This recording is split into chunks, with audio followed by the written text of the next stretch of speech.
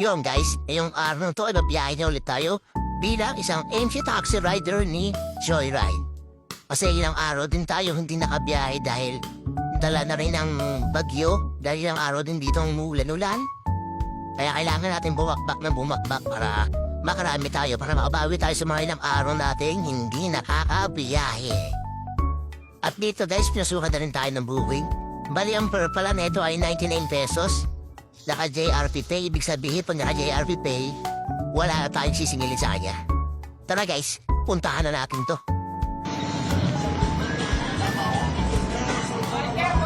Jeff po. At dito nga guys, nabuhan na rin natin itong i-deliver natin. Bali ang naman pala nito ay gift wrapper. At hindi na rin tayo nahirapan makarating sa lugar na to dahil dati kasi ako nagtatrabaho sa Divisoria. At dati rin kasi ako nag-deliver dito kay Jeff Pro.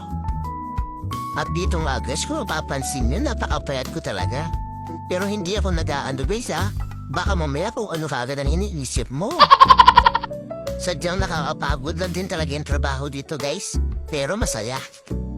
At dati rin kasi akong food panda biker guys.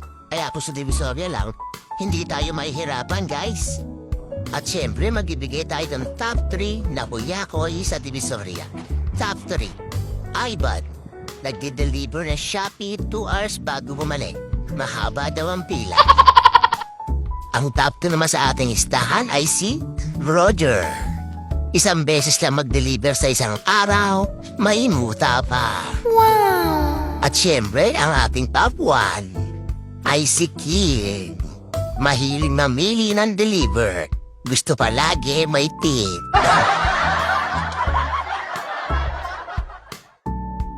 At dito nga guys, binuhat ko na pala itong gift wrapper na to. Napakabigat pala na ito guys kasi purong papel talaga to. Pero kayang-kaya ni Kaloyski to. Basic na basic. Wow!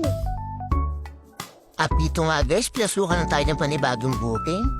Ang per pala na ito ay 69 pesos. Accept na natin yan.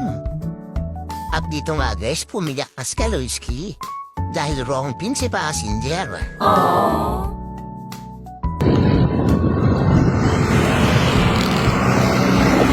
Baba? Mali po kasi yung pin mo eh. Kaya, lalo pa talaga yung ikutang mo.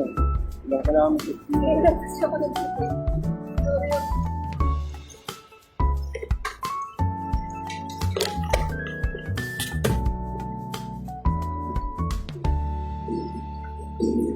Kasama kasi ako siya nag-book.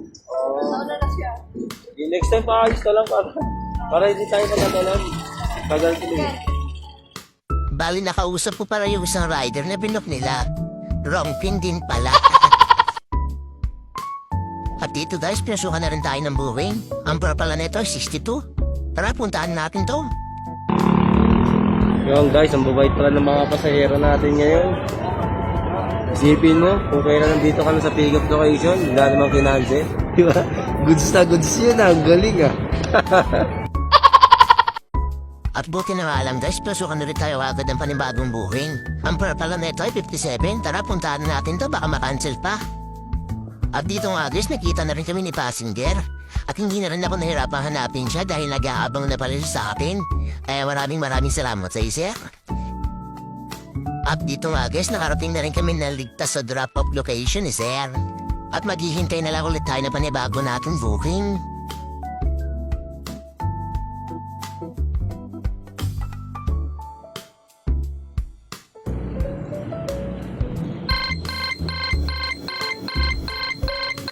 At dito nga guys, pinasukan na ulit tayo ng panibagong booking. May tip pala tong kasama guys.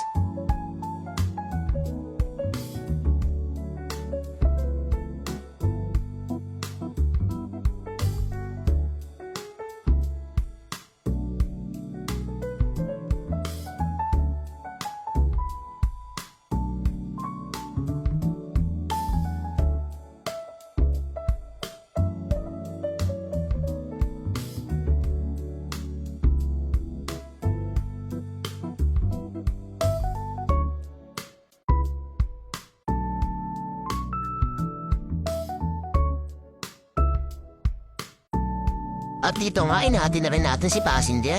At pinasukan ulit tayo ng panibagong booking. May per pala ito na 103. At dito nga ay nakita na rin kami ni passenger.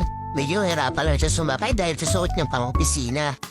Kasi guys, ang batas kasi kay Joyride, bawal umupo lang natagilid. Buti na nga lang, alam ni ma'am yun kaya hindi na ako nahirapan magpaliwanag sa kanya. At sa hindi nga inaasahan guys, bumuhos na naman ang ulan. Kaya binuha ko ng aking kapote at binigyan ko na rin ng kapote ang aking passenger para dire-diretso na ang aming biyahe. At dito nga ay nakarating na rin tayo sa drop-off ni ma'am. At kumaway pa nga dyan si ma'am, kala mo Miss Universe ang dati niyan.